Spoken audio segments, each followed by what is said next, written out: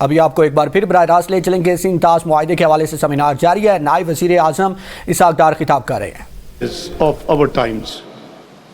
Water transcends political boundaries. It sustains life, shapes civilizations, and its governance has profound implications for peace, security, and sustainable development. Ladies and gentlemen, water is not merely a natural resource. It is the foundation of human dignity, economic prosperity, food security, and environmental sustainability. Throughout history, great civilizations have flourished along rivers, and few river systems have shaped human history as profoundly as the Indus. For thousands of years, its waters have sustained communities, cultures, and one of the world's oldest continuous civilizations. Excellencies, ladies and gentlemen, the responsibility to preserve this shared heritage rests upon all of us. Transboundary rivers must bring nations closer through cooperation rather than divide them through confrontation. This principle is firmly embedded in international law and has guided water sharing arrangements across the globe. It was in this spirit that Pakistan and India concluded the Indus Water Treaty in 1960 under the auspices of the World Bank.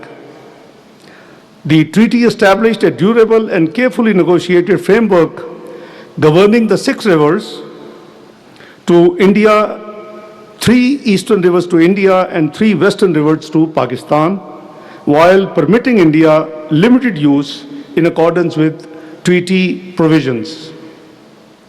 India has benefited immensely from the water storage, irrigation, and hydroelectric infrastructure built on the eastern rivers. We also do not object to India's treaty-based use of the western rivers and seek to settle any differences or disputes within the framework provided in the Indus Water Treaty itself. Excellencies, ladies and gentlemen, the treaty demanded significant adjustments from Pakistan as it had to fundamentally restructure its irrigation and water management systems in reliance upon the permanent legal framework. Despite being disadvantaged along the banks of our eastern rivers, where due to India's unrestricted use, these rivers dried up in Pakistan, but we honored the treaty commitments and obligations in letter and spirit. That investment reflected our confidence that international agreements, once concluded, would be honored in good faith. The treaty justified that confidence. For more than 6 decades, including periods of war and political tension, it provided predictability, transparency, and stability. It has rightly been regarded as one of the most successful examples of transboundary water cooperation anywhere in the world. Excellencies, ladies and gentlemen, it is therefore deeply regrettable that this landmark treaty now faces its gravest challenge. India's unilateral decision to place the treaty in abeyance has no basis in the treaty itself or in the international law. Equally concerning has been the suspension of cooperation through the institutional mechanism that have been long served both countries under this treaty. Pakistan's position is very, very clear. We reject India's unilateral and illegal announcement. The Indus Water Treaty remains valid, binding, and fully operative. No party can unilaterally suspend or terminate its obligations under a treaty that contains no such provision. This is not merely Pakistan's interpretation, it reflects the fundamental principle of international law that treaties must be performed in good faith. Our position has been vindicated by the ongoing proceedings before the Court of Arbitration, constituted under the Indus Water Treaty. The Court of Arbitration has also affirmed that the Indus Water Treaty establishes a permanent legal regime governing the parties' rights and obligation over the Indus Basin. In doing so, it drew an analogy to boundary treaties, emphasizing the treaties creating stable territorial and resource allocation regimes are not susceptible or unilateral suspension or termination.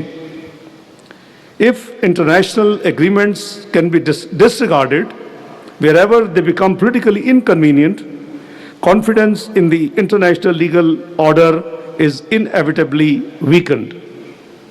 The sanctity of the treaties is one of the foundations upon which peaceful relations among states are built. The implications extend well beyond South Asia.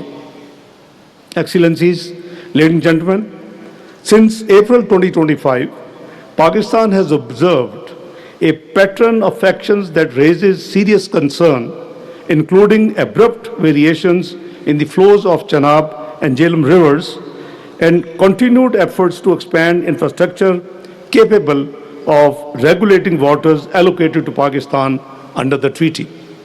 Such actions undermine the cooperative framework that has preserved regional stability for almost more than 6 decades. The recent supplementary award of the Court of Arbitration reaffirmed that the treaty imposes substantive legal limits on India's control over the western waters. This reinforces an essential principle. Disputes must be addressed through the mechanisms established by the treaty itself and not through unilateral actions and measures. Ladies and gentlemen, India's presence in the region has been witnessed by the world after the war, and this is most regrettable attitude as some of the speakers I heard since morning, and particularly what Hina Rumani Khar Sahiba wound up the second session. India's present course of conduct runs contrary to the fundamental rules governing treaty relations, including the Vienna Convention, as well as universally adopted principles of international law. Responsible nations respect international law and implement international treaties as a moral and legal obligation. We are convinced that bringing international commitments cannot be arbitrarily, conveniently, or unilaterally disregarded, manipulated, or terminated. This remains the core of international law and norms. Incidentally, Pakistan has 2 years elected member seat in the UN Security Council from 1st of January 2025 to 31st of December 2026. And countries in turn get its presidency. So did Pakistan last year in July. Which subject we chose for the material and for the ministerial discussion during our presidency, you will be happy to note. Multilateralism, peaceful settlement of disputes. This was Pakistan's subject.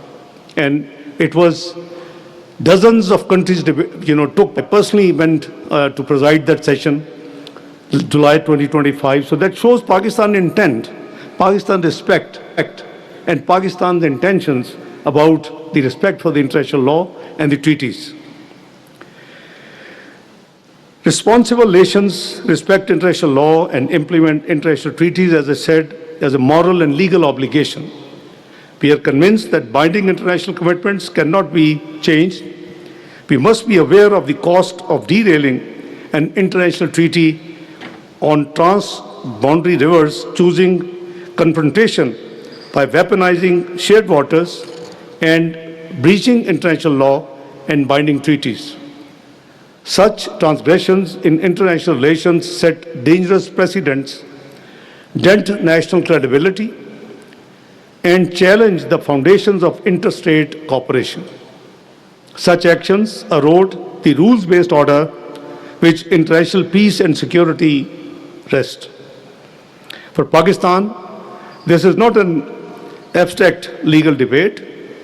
Water is the lifeline of more than 250 million people, our nationals, our agriculture, our security, energy production, and economic development depend upon the uninterrupted flow of the three western rivers to Pakistan. Protecting these waters is therefore a matter of vital national interest. Ladies and gentlemen, we sincerely advise India against sowing the seeds of war and jeopardizing the peace and security of our region. We must seek to promote peace in South Asia by addressing all outstanding issues. Pakistan has consistently sought to resolve differences through dialogue, diplomacy, and the treaty-based mechanisms agreed by both parties. We remain committed to these principles because lasting peace can only be built upon mutual respect, sovereign equality, and faithful implementation of international obligations. At the same time, there should be no misunderstanding. Any attempt to deprive Pakistan of the waters rightfully allocated to Pakistan under the Indus Water Treaty would have profound consequences for regional peace and security. Such actions serve neither country and would undermine the shared interest of nearly 2 billion people in the South Asia. Excellencies, ladies and gentlemen, South Asia faces enough shared challenges. Shared waters should become a source of cooperation, confidence, and regional integration, not coercion or confrontation. The Indus Water Treaty, signed over several decades ago and after several years of negotiations, was meant for best utilization of the available waters in the Indus Basin by both the countries, provided it is implemented in the spirit in which it was conceived, without being tapped in a zero-sum mentality. Pakistan remains steadfast in its commitment to peace, dialogue, and good neighborly relations. We seek neither confrontation nor conflict. We seek respect for international law, faithful implementation of treaty obligations, respect for each other's water rights, and cooperation that serves the interests of present and future generations. At the same time, we will not allow a rightful share of water resources to be misappropriated and will safeguard and defend our rights and interests under international law through all available means.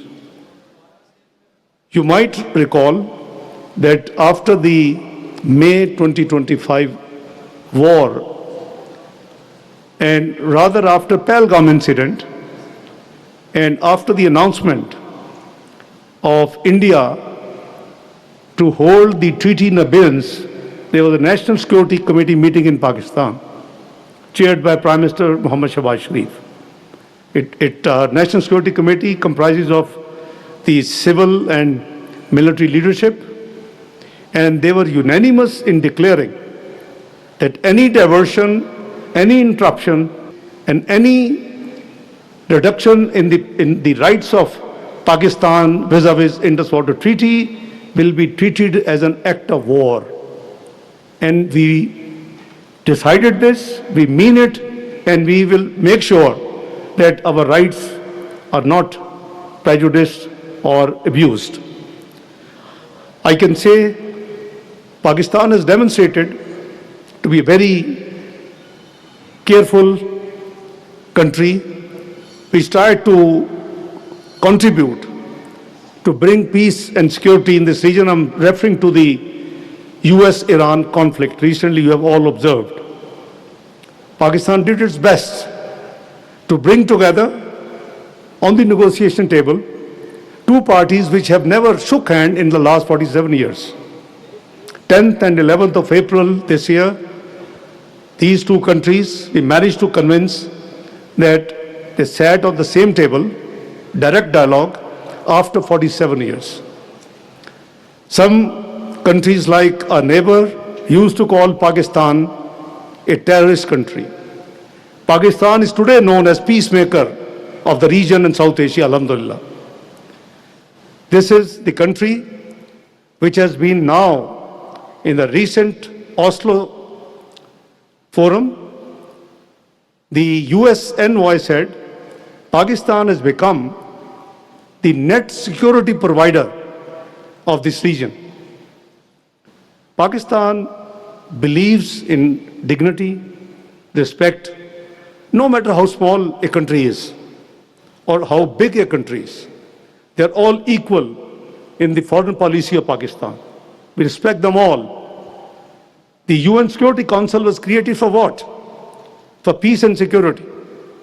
And that peace and security is the main responsibility which is being sabotaged by our neighbor through an act of, I would say, illegal declaration of treaty in abeyance.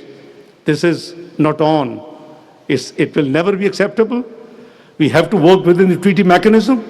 You just read from one of the speaker, Article 12 very clearly spells out that how this treaty can be changed, how this treaty can be, superseded. It is only by mutual consent. And there's a mechanism, there are three-tier mechanism in the treaty itself, how to resolve the disputes. So, one-sided, any action by our neighbor, they would be making a mistake. They did make a mistake last year. The Pahalgam incident, Pakistan had nothing to do with it. Within hours, Pakistan Prime Minister Muhammad Shahbaz Sharif made an open offer. And the international community is very well witness to that offer, that we are ready to undergo and agree to any international investigation of the Pahalgam incident, which actually led to their declaration of treaty in abeyance.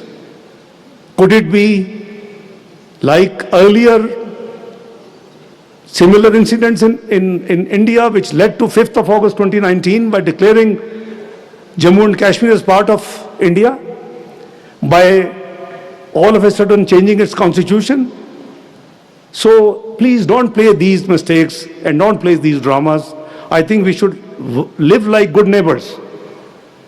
My parliamentary colleague just shared with you, Pakistan has made in the past number of attempts.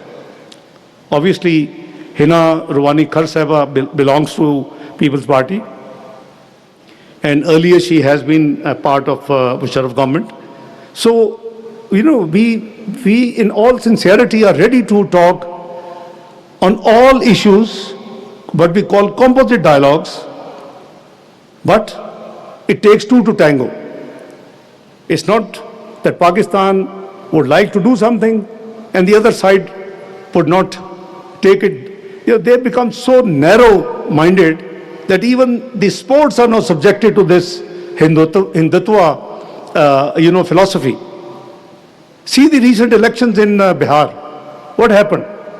40 million people were disenfranchised and they were deprived to vote. So you see, that is their, internal matters, but I think the world community must take notice of it. It is certainly not desirable.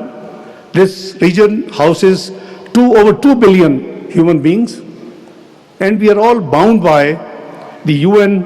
Though that institution was created for such purposes, the UN Security Council main mandate is security and peace.